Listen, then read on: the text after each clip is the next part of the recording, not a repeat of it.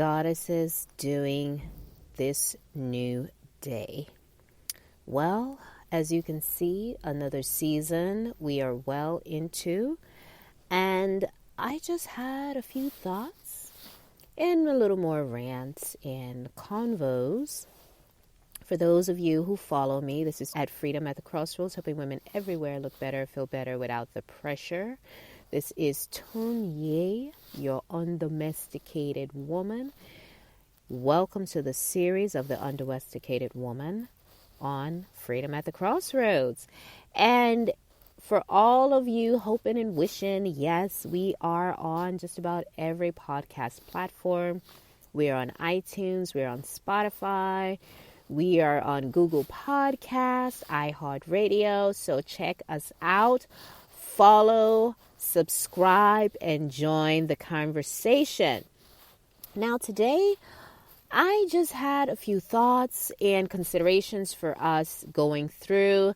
I know we're beginning to really get into the swing of things in terms of this holiday season.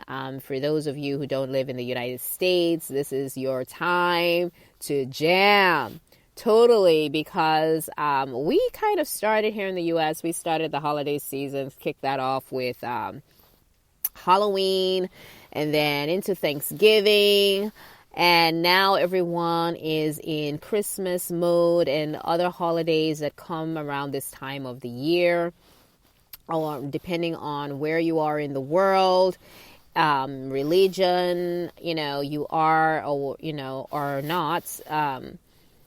Welcome, all my sisters. Welcome to the Sisterhood of Undomesticated Women. And today I just want to talk about being a competitor. And what brought this to mind is I was having some conversations. For those of you who know, yes, I'm always having some kind of conversation online with some other woman or a group of women online, be it Facebook, in passing, or on the phone with friends, or just talking, FaceTime with other women. And this is something that a lot of us struggle with. I know for the longest time, this was a huge area of struggle, and that was the competitor complex. And I call it the competitor complex because I feel like a lot of us women have adopted that mindset, and that has the destructive tendency to make us feel that we are not enough, or that we are, it's us versus some other woman, me versus her, or what does she have that I don't have kind of mentality. Very toxic and, like I said, destructive, mindset. And I truly believe that, domestication, for lack of a better word, is responsible for that in large part. Women have been conditioned to compare themselves against other women, and that leads to that whole competition thing. And when you see yourself as a competitor, there's that tendency to view yourself as less than. You're constantly scrabbling and scrambling, trying to get stuff in order to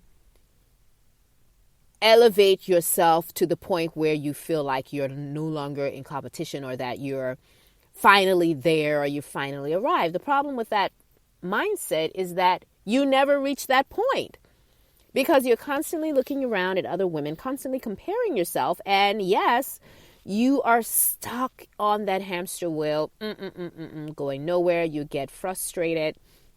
You really deform your relationships with other women, or potential relationships with other women, because you're constantly seeing them as a rival or as an adversary, rather than a companion, rather than a sister, or rather than, someone who's in solidarity with another person on similar but separate journeys. And that's really how we need to view ourselves in order to really focus in on reaching our goals and developing ourselves into who we were always meant to be.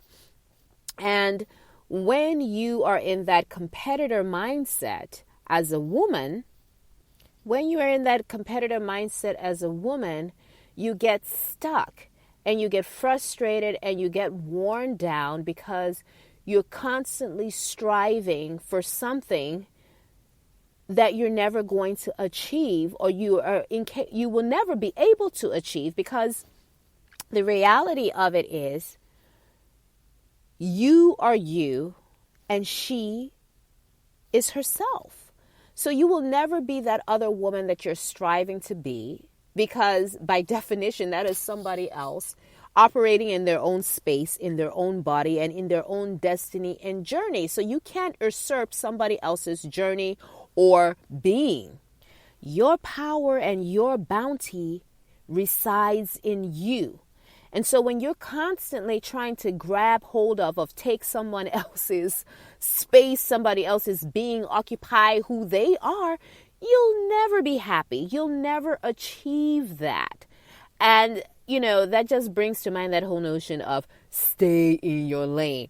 And when I hear that, and I hear that echo in my own head, that makes me apply the brakes and go, oh, whoop, stop. Let me stay in my lane. Let me stay in who I am supposed to be. Let me be true to self. Let me focus on developing and truly embracing my true self, enjoying my journey, and learning from my journey in being beautifully flawed, beautifully unique, with my own purpose, with my own destiny, recognizing that I have my own gifts. And that's part of the power of awakening. When you awaken, you arrive at the realization that, hey, this is me. I am beautiful. I am flawed. I am a being with unique gifts. I have a purpose. I have passions of my own, desires and beautiful things that I need to achieve for me to develop myself and elevate myself to who I was always meant to be, not to the next woman on your side, on your left or on your right. That is madness. And that madness leads to despair and toxicity and hate for other women, jealousy, all those kind of things. You begin to develop even unhealthy relationships with other women. You develop unhealthy relationships with members of the opposite sex. If you have a, relationship with a man or whatever, that begins to affect and taint the kind of standards that you should or should not have in your own life. For instance, we all have heard that term, oh, your expectations are too low or your expectations are too high. And, when I hear other women talking about, especially when it comes to relationships with men, you're in a romantic relationship with a man, or you're interested in a member of the opposite sex, or whoever you have a love interest in, and other women tell you that, oh, you're setting your standards too high, that sets off a flag. Especially now, the more I learn about myself and the more I focus on self-development and empowerment, I recognize those for what they are. And to me, that signifies red flags. Expectations are based in how you value yourself, and the boundaries, setting healthy boundaries. If you have truly worked on self, truly working on developing yourself as you embark on your own life's journey in achieving who you were always meant to be, enriching and empowering yourself as a woman, having high standards, quote unquote, means that you have set healthy boundaries in terms of how you relate to other people and things and what you will and will not accept. Setting standards, high standards, means, in my interpretation, and other women who are really focused on growing themselves and not competing with other women, is that you finally recognize that you are worthy, that you are enough, that you are worth it, and you deserve respect, and that you require that of other people. Not that you demand it, but you require it.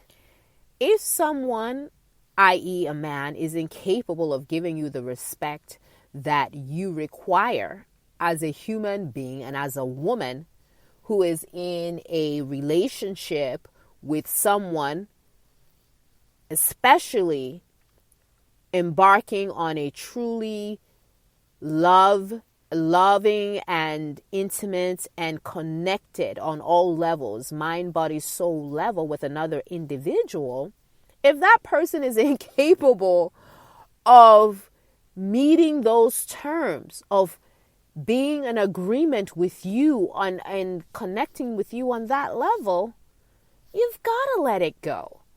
Sanity demands it. Sensibility demands it. Logic demands it. And who you are essentially as a human being demands it. And also it requires that you recognize that not everybody is capable of that. Everybody's not capable of that because if they haven't invested in self and in personal development and enrichment, they're not going to be able to meet you on that level. And that hence you have that issue with changing standards to meet somebody else's inadequacies. And I say, hell no. Even, the Christian Bible speaks to the notion of being unequally yoked, unequally connected. And that is always going to end badly. Either you will settle and be miserable, or you set yourself up for real wounding and twisting of self and relationships and your perceptions of relationships. So that does nothing for anyone. So as we go further and we talk about things of this nature, this is what I mean by that whole competitor mindset. You can't be a competitor. Being a competitor means that you lack understanding of your place in the universe, who you are, what you're capable of. You have not done the work. And so, my sisters, this is Tonya from Freedom at the Crossroads, helping women everywhere look better, feel better without the pressure, leaving you with thoughts to consider. Are you a competitor? And if you are you ready to change that? Join us for the next episode. Till next time, sisters, rise.